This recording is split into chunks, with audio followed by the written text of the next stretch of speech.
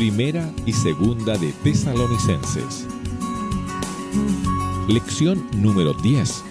La vida en la iglesia. Hola querido, el estudio anterior terminó con el consejo de Pablo a los tesalonicenses diciendo que debían alentarse, debían animarse los unos a los otros. Mira, para Pablo la iglesia es una gran familia donde todos deben animarse mutuamente. El nombre que Pablo más usa para referirse a los creyentes es hermano. Lo usa por lo menos 60 veces en sus cartas. Solo en las 2 epístolas a los tesalonicenses lo usa 27 veces. Es una tragedia cuando los miembros se olvidan o ignoran este concepto de familia. Claro que ninguna familia es perfecta, como tampoco ninguna iglesia lo es. Pero sin una familia para proteger a los más débiles, ellos ciertamente morirán. En el estudio de hoy entraremos a la parte final de la primera epístola. Leamos lo que dicen los versos 12 y 13 del capítulo 5 de Primera a los tesalonicenses.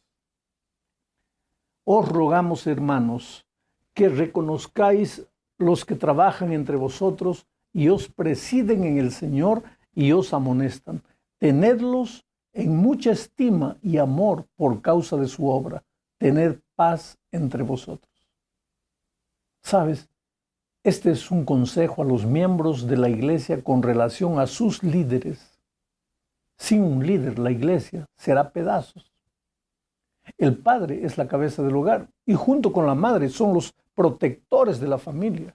Los hijos obedecen. Por lo menos este es el orden de las cosas establecido por Dios. Y cuando este orden se altera, entramos en serias dificultades. Ahora, en la iglesia es igual. Dios ha establecido un orden. Y si no se respeta ese orden, caeremos en el caos. ¿Qué es lo que Pablo aconseja a los miembros con relación a los líderes? 2 cosas. Primero, que los líderes sean reconocidos como líderes y que se les dé estima y amor por causa de su obra. La palabra reconocido significa aceptado. ¿Cómo es que la iglesia acepta a sus líderes? Mira, toda iglesia forma una comisión de nombramientos antes de elegir a sus líderes. Para formar a esa comisión, todos los miembros de la iglesia tienen el derecho de ser oídos, de opinar, de dar sugerencias. Cada uno puede opinar y hacer las observaciones que crea necesarias. Ahora, una vez formada esa comisión de nombramientos, ahí en la comisión se estudian los nombres de las personas que serán elegidas y después se lleva la recomendación a la iglesia en pleno y la iglesia vota. A partir de ese momento, esos líderes locales pasan a tener autoridad y deben, según Pablo, ser reconocidos como tales. ¿Y cómo se nombra a los pastores? Es el mismo proceso, pero a otro nivel. Cuando llega la época del Congreso Administrativo de la Conferencia, la Asociación, de la Misión, todas las iglesias nombran sus representantes para el Congreso. Al elegir a estos representantes de cada iglesia para el Congreso, todos los miembros tienen el derecho de ser oídos. Ahora, esos representantes reunidos en el Congreso eligen una comisión de nombramientos que sugiere los nombres de las personas que formarán la comisión administrativa de la conferencia o de la asociación, incluyendo a los administradores y a los departamentales. Después, la recomendación de la comisión de nombramientos va al plenario del Congreso, que finalmente toma el voto. Ahora, a partir de ese momento, los representantes de las iglesias otorgan el poder de administrar a esa junta directiva y esa junta la que escoge a los pastores para las iglesias. Ahora, en las palabras del apóstol Pablo, esos pastores tienen la autoridad que su cargo les confiere y deben ser reconocidos como tales. Pero parece que en la iglesia de los tesalonicenses había algunos hermanos que no reconocían la autoridad pastoral. Y te digo una cosa, esa clase de hermanos Los hubo en todos los tiempos, en los tiempos de Pablo, y los hay hoy también. Porque ese es un reflejo del mundo en el que vivimos. El espíritu sindicalista parece entrar en algunas iglesias y algunos hermanos creen que pueden asumir la autoridad de la iglesia pasando por encima de la autoridad del pastor. Pero Pablo dice que en el pueblo de Dios las cosas no deben ser de esta manera. Pero tal vez me preguntes, pastor, ¿y qué hacer si un pastor no se conduce correctamente? Hay que buscar al presidente del campo. La junta que ese presidente dirige tiene la autoridad para cambiar a los pastores cuando sea necesario. Pero lo que no puede haber es que un grupo de hermanos de repente, 2, 3 hermanos, un anciano, 2, comienzan a querer tomar las redes de la iglesia pasando por la autoridad del pastor. Reunir la junta de la iglesia sin la autorización del pastor. Para eso la iglesia tiene un manual de iglesia y debe sujetarse a seguir los consejos establecidos, los principios, las pautas establecidas en el manual de iglesia. Vamos a la segunda parte. ¿Cuál es el trabajo de los líderes? Los versículos 14 y 15 responden a esta pregunta. Mira lo que dice. También os rogamos, hermanos, que amonestéis a los ociosos, que alentéis a los de poco ánimo, que sostengáis a los débiles y que seáis pacientes para con todos. Mirad que ninguno pague a otro mal por mal. Antes seguid siempre lo bueno, unos para con otros y para con todos. A la luz de este texto hay 4 actividades que los líderes deben realizar. La primera es amonestar a los ociosos. ¿Cómo? Sí, en la época del apóstol había hermanos que bajo el argumento de que Cristo ya iba a volver no trabajaban y se volvían un peso para la iglesia. El consejo de Pablo es que hay que ayudar a estos hermanos, pero no solo dándoles pescado, sino enseñándoles a pescar, animándoles, estimulándolos a no quedarse de brazos cruzados, inspirándolos a seguir, a asumir sus responsabilidades de padres, de esposos, protectores de la familia. La segunda actividad de los líderes es alentar a los de poco ánimo. Esta expresión, poco ánimo, entre los griegos era usada mucho en el ambiente militar y se refería a un soldado que sale de la línea y desea hacer las cosas a su manera. Más que alentar a los de poco ánimo, la expresión literal debería ser colocada en su lugar a los que se salen de la línea. Es que en toda familia y en todo ejército, querido, hay reglas que todos los miembros necesitamos cumplir. Porque te digo una cosa, si cada uno va a hacer lo que desea, imagínate el caos en el que se puede caer. El líder debe ser amoroso, sí, pero debe ser firme al mismo tiempo. La tercera actividad de los líderes es que sostengáis a los débiles. En toda familia hay personas tímidas, personas extraordinarias, pero que necesitan de ánimo, necesitan de aliento constante. Bueno, una de las actividades de los líderes es alertar o alentar, animar a estas personas. La palabra alentar en griego es paramutos. Viene de 2 raíces, para, que quiere decir cerca, y mutos, que quiere decir hablar. Significa literalmente estar cerca de una persona para hablarle palabras de ánimo, para que no se desanime, para que continúe adelante. Y hay muchos hermanos que precisan de ese tipo de trabajo. Finalmente, la cuarta actividad de los líderes es ser pacientes con todos. Querido, tal vez sea el trabajo más difícil del pastor, porque el pastor lidia con seres humanos y cada ser humano es un mundo, cada uno es diferente del otro. Creo que la principal clase que el pastor debería estudiar en la universidad es relaciones humanas. Cómo relacionarse con las personas. No solo con las difíciles, sino con las fáciles. La Biblia dice que si alguno tiene falta de sabiduría, debe pedirla a Dios. Y para relacionarse bien con las personas, se requiere mucha sabiduría.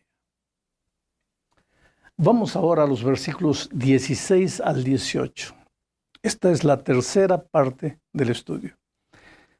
Dice, estad siempre gozosos, orad sin cesar, dad gracias en todo, porque esta es la voluntad de Dios para con vosotros en Cristo Jesús. Oh, querido, son solo 3 versículos cortos, pero que involucran el secreto de una vida victoriosa. El primer consejo es estar siempre gozosos. ¿Cómo? ¿Cómo es posible estar siempre gozoso si a veces hay golpes terribles en la vida? Nadie es loco para estar riendo todo el tiempo. No. Ver, Pablo no se refiere aquí a estar riendo todo el tiempo, sino a estar gozoso todo el tiempo. El gozo, querido, es un fruto del Espíritu Santo. Nadie cultiva gozo por colocarse delante de un espejo y reír. Ese podría ser un gozo artificial. Pablo habla del gozo natural, espiritual. ¿Qué significa eso? El siguiente versículo lo explica. Dice, orad en todo tiempo. Este es el segundo consejo. El verdadero gozo, el gozo espiritual, la alegría genuina, auténtica, que es una fuente fabulosa de endorfinas, es la oración. No es posible estar siempre gozoso sin orar todo el tiempo. Mira las 2 palabras presentes, siempre y sin cesar, en todo el tiempo. El gozo constante es el resultado de la oración constante. Pero pastor, ¿cómo voy a estar siempre gozoso enfrentando tantas dificultades en la vida? Bueno, te doy un consejo. Cuéntale tus dificultades a Dios a través de la oración. Si es necesario, llora a sus pies. Pero al hacerlo, ya estarás orando y de repente, sin sentirlo, verás una dimensión del problema que antes no veías. Y hasta sonreirás al percibir que te estabas ahogando en un vaso de agua. Entonces, ora sin cesar. Pero ora con acción de gracias. Este es el tercer consejo de Pablo. Dad gracias en todo porque es la voluntad de Dios para con vosotros en Cristo Jesús. Agradece a Dios por lo que está pasando, aunque no lo entiendas. Y te sorprenderás con los resultados. Vamos a la cuarta parte de este estudio. Encontramos aquí algunos consejos más. Son consejos para los tesalonicenses, claro, pero ¿qué actualidad tienen estos consejos para nosotros hoy? Leamos los versos 19 al 22. No apaguéis al espíritu, no menospreciéis las profecías, examinadlo todo y retened lo bueno. Absteneos de toda especie de mal. Son 4 consejos. Primero, no apaguéis al Espíritu. El Espíritu Santo trabaja en el corazón y el primer trabajo que realiza es convencernos de pecado. Jesús dijo que cuando el Consolador viniese nos convencería de pecado. Oh, querido, quien convence de pecado no es el pastor, ni el papá, ni el anciano, ni el presidente de la conferencia. Quien convence de pecado es el Espíritu Santo. Pero en Tesalónica habían algunos hermanos. Yo quisiera pensar que eran sinceros, pero a veces tengo dificultad. Eran hermanos que no respetaban a los líderes, se encerraban en un argumento y nadie podía convencerlos a cambiar de opinión. Yo no sé hasta qué punto una persona está correcta cuando ve que la iglesia se está haciendo pedazos y no admite revisar su posición. Yo me pregunto, ¿trabaja el Espíritu Santo en ese corazón? Con toda seguridad, pero si esa persona no quiere oír, ahí corre el peligro de apagar la voz del Espíritu. O sea, de cometer el pecado imperdonable. Ahora, este pecado no es imperdonable porque Dios no quiera perdonar, sino porque la persona que lo comete ha endurecido tanto su corazón que ya no escucha pues más la voz del Espíritu. En las palabras de Pablo, ha apagado al Espíritu. Hay varias maneras de apagar al Espíritu. La voz del Espíritu se manifiesta a través de las enseñanzas bíblicas y también a través de los consejos del Espíritu de profecía. Por eso el siguiente consejo de Pablo es: no menospreciéis las profecías. Menospreciar algo no es necesariamente negar el valor de algo, sino no darle el valor debido, dejarlo de lado. y prestar atención a otras cosas. Aquí conviene que me haga una pregunta. Para mí, ¿hasta qué punto yo debo llevar a serio las enseñanzas bíblicas y las enseñanzas del espíritu de profecía? ¿Las considero obsoletas y pasadas de moda?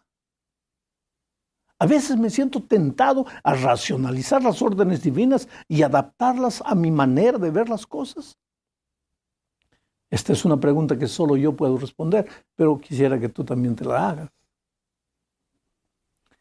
El tercer consejo de Pablo en esta parte es: examinadlo todo y retened lo bueno. Creo que a todos, querido, a todos nos gusta enseñar. Pero quien cree que es apto para enseñar debe ser primero apto para aprender. La vida es aprendizaje constante. El día que paras de aprender, paras de vivir, porque vivir es aprender. Se aprende observando, leyendo, estudiando, oyendo, en fin. El consejo de Pablo es: no te encierres en el conocimiento que tienes ahora. Abre tu mente, infórmate, lee, piensa, analiza, conoce todo lo que es posible conocer, pero retén lo que es bueno. Sabes, el peligro que corres al examinarlo todo es que te empiece a gustar lo que no es bueno. Por eso viene el consejo de Pablo: evita toda forma del mal. Ahí está el cuarto consejo. El mal tiene muchas formas. Hay mal para todos los gustos, para los gustos más refinados y para los más grotescos. Oh, querido, el enemigo no es tonto para aproximarse de ti de una sola forma. Y el consejo es: pídele sabiduría a Dios para que te ayude a ver cuándo, sin percibir, te estás apartando del bien y te estás yendo hacia el mal. Llegamos al fin de este estudio. Aquí termina la primera epístola a los tesalonicenses. Leamos los versos 23 y 24. Que el mismo Dios de paz os santifique por completo, y todo vuestro ser, espíritu, alma y cuerpo sea guardado irreprochable para la venida de nuestro Señor Jesucristo. Fiel es el que os llama, el cual también lo hará. ¿Quién es el que santifica? No eres tú. No es tu esfuerzo. No es tu dominio propio. Santificación, querido, no es fruto del esfuerzo humano, es Dios el que te santifica. Pablo es claro al decir que el mismo Dios de paz os santifique en todo. Muchos cristianos creen que la justificación es una obra completamente divina, pero que en la santificación existe participación humana. Esto no es verdad desde el punto de vista bíblico. Oh, querido, toda la obra de salvación que comprende la justificación, la santificación y la glorificación es una obra divina. Al ser humano solo le resta aceptar o rechazar. Por eso Pablo añade en el versículo 24: fiel es el que os llama, el cual también lo hará. ¿Quién te llamó? Jesús. ¿Y quién lo hará? Jesús. ¿Y cómo será esta santificación? Abarcará al ser entero, espíritu, alma y cuerpo, facultades mentales, emocionales y físicas. Dios no trabaja santificando la mente y esa santificación alcanza al cuerpo. Los griegos creían que el cuerpo era malo y la mente era buena, pero Pablo afirma que la mente debe ser santificada para que el cuerpo también lo sea. Y todo ese trabajo es exclusivamente divino. Él trabaja en tu mente. Él trabaja en tus emociones, Él trabaja en tus tendencias humanas. ¿Qué es lo que tienes que hacer? Ir a Jesús. ¿Cómo estás? ¿Pero qué cosa es ir a Jesús? Separar tiempo todos los días para orar, para estudiar la Biblia y para testificar. Si tú dices: yo voy a Jesús, yo quiero que Jesús me santifique, pero no oras, no estudias la Biblia y no traes a alguien para Cristo, entonces no hemos hecho nada. Ese tú voy a Cristo es romance. Ese tú voy a Cristo es filosofía, es teoría. Eso no es práctica. Y la vida cristiana no es teoría, no es teología. No, porque explico dónde entra el Espíritu, dónde entra la santificación, dónde termina la justificación. No. La vida cristiana es práctica. Ora todos los días, estudia la Biblia todos los días, cuenta a otros lo que Jesús hizo por ti todos los días. Y cuando estás haciendo eso, estás en Cristo. Y cuando estás en Cristo, Él santifica tu vida. Él te prepara, Él te lleva de victoria en victoria hasta la victoria final. Que Dios te bendiga.